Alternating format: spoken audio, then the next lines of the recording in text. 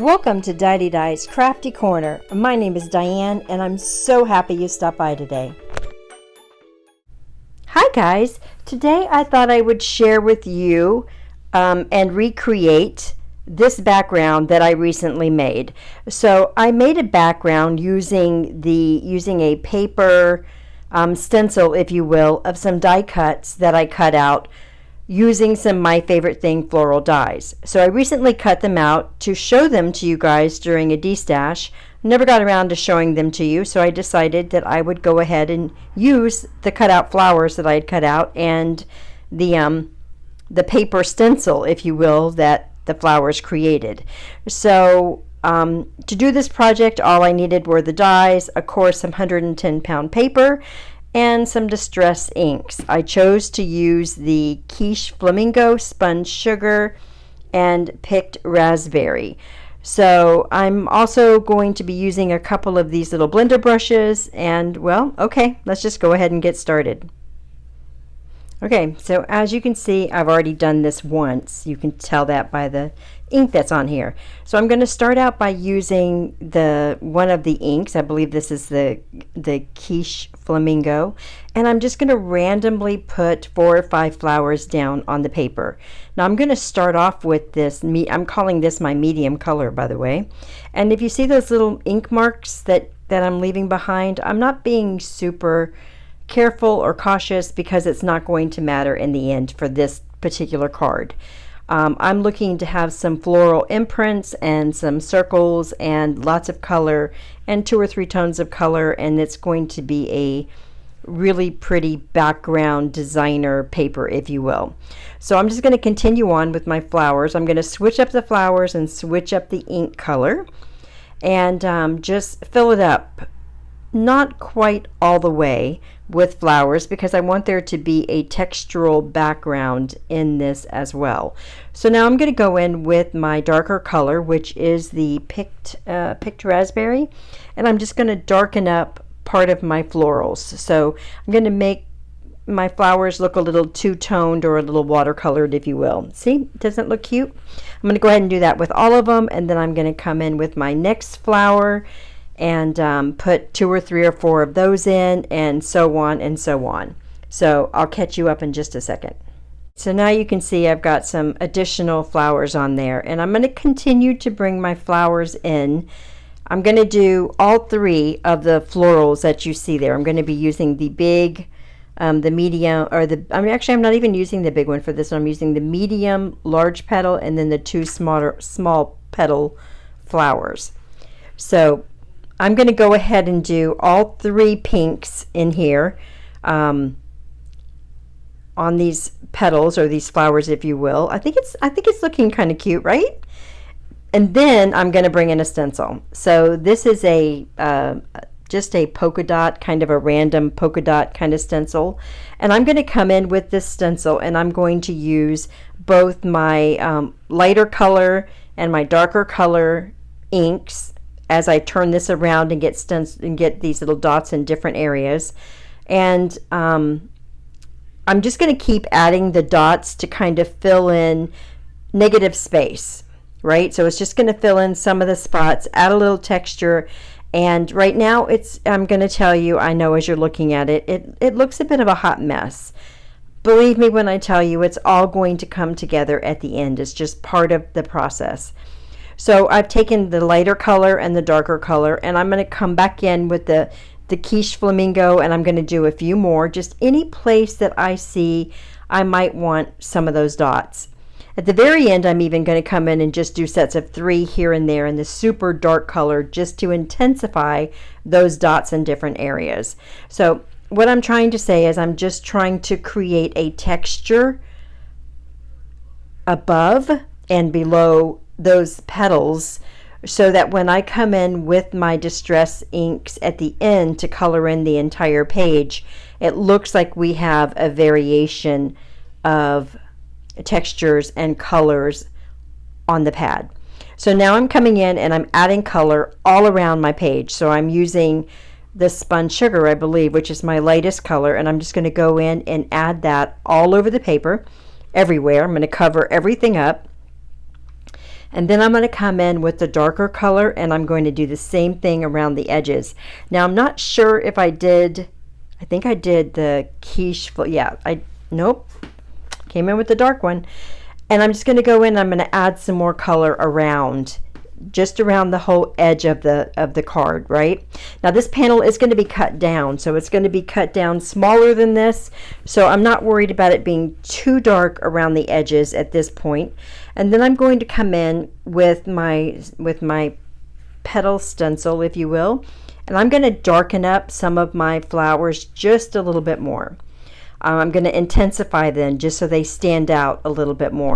And what I'm doing here is I'm building layers, because I'm going to be using a product at the end that actually, it's called a distress glaze, and it actually makes the layers of your ink come to life, kind of show up more. So the more layers that I can put on this particular piece of paper, the more layers we're really going to be able to see. Now I'm also going to be spritzing this when I get done. So I've added my first layer of flowers, I've added my next layers of polka dots, I'm adding another layer of color on top of my first layer for my petals, and then I'm going to take my mister and I'm going to mist it as well. And then I'm going to dry it with my dryer, and that's going to add a ton of texture. Okay, so now it's time for that spraying. So I'm taking my distress bottle and I'm going to spray it with the light setting first. So I'm just going to mist it very lightly. I'm going to pounce it off, and then I'm going to come back in and I'm going to do the droplet. So if you hold that little lever down, little, just partial way, it gives you bigger dots. And I'm going to let it sit there for a minute. I'm going to blot that up, and then I'm going to bring out the dryer and dry it up. All right, now I'm just doing the drying. I'm going to dry it on the front and the back. That's going to help me take a little bit of the warping out of this 110-pound cardstock. Remember, this is not watercolor paper. This is just 110-pound Recollections cardstock. So I really want it to be a, sturdy and not look like the paper's been torn up in any way. So now what you're seeing me doing is some of those white spots that I created, I still want them to have the appearance of being light but not white.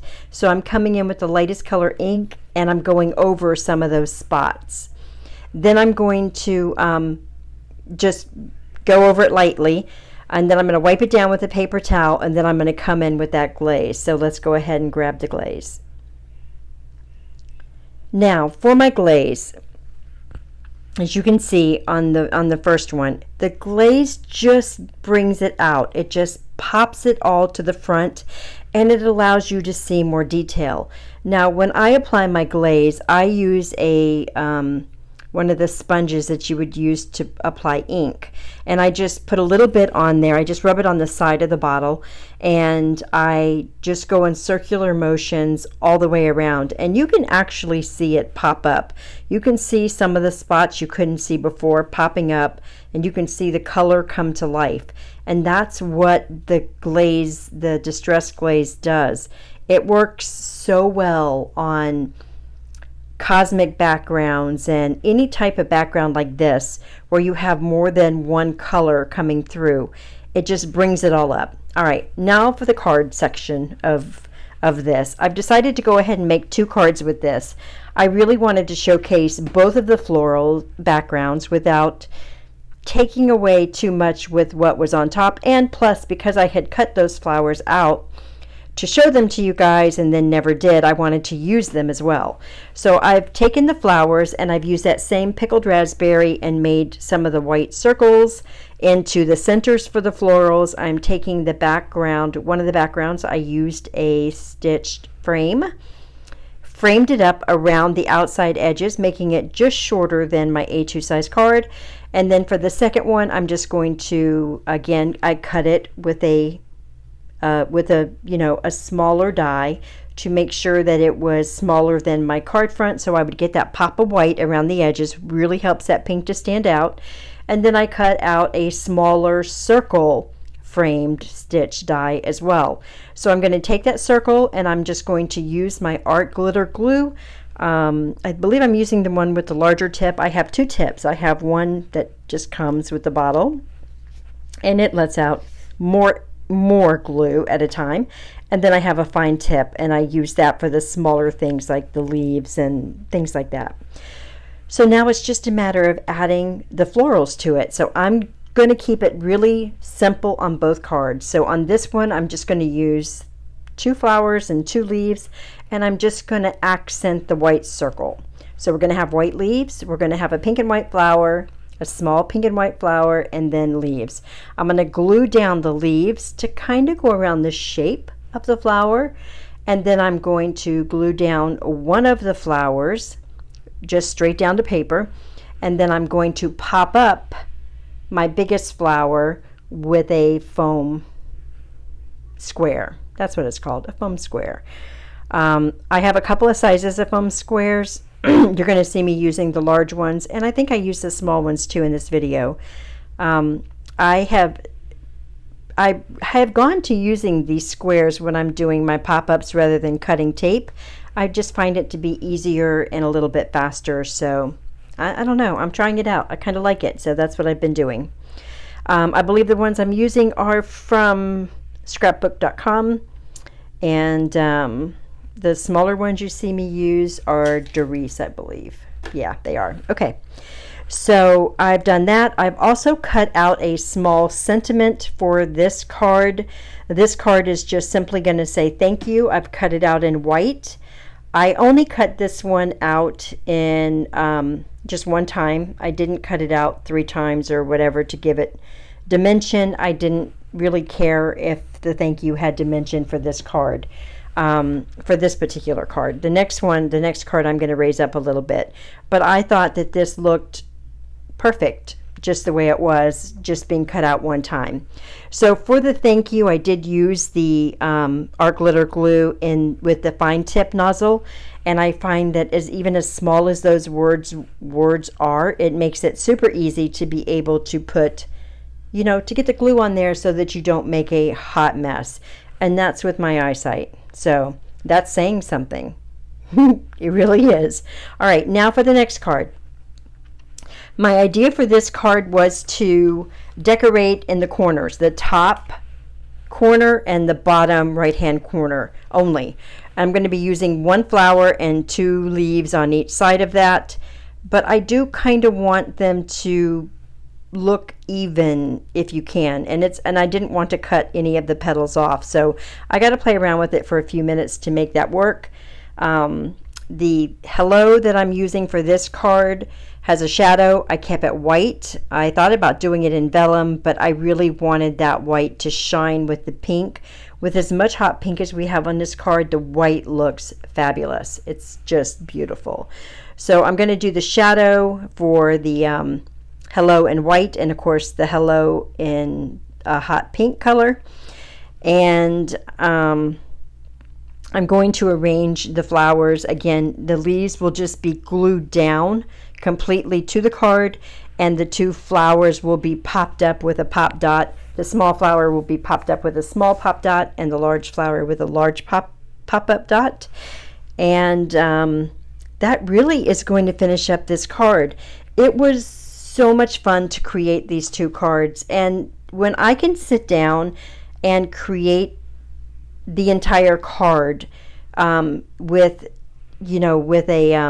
a background that I've created, that I've designed and created, and some cutouts, and this to me is like the perfect project. I had so much fun doing this, and I was so grateful that that I had the time to do it, but I was so grateful that I had that cut out, right? Because when I cut out the pieces to show you guys on that D-stash I did, I planned on just showing you the flowers and tossing the piece of paper in the garbage, right? Putting it in the recycle bin.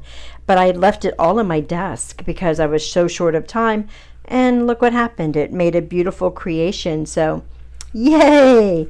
All right, guys, stay tuned to the end to see the final cards. I've taken a couple of pictures of them, and I hope you enjoy this video. I love you guys, and I will see you in the next video. Bye!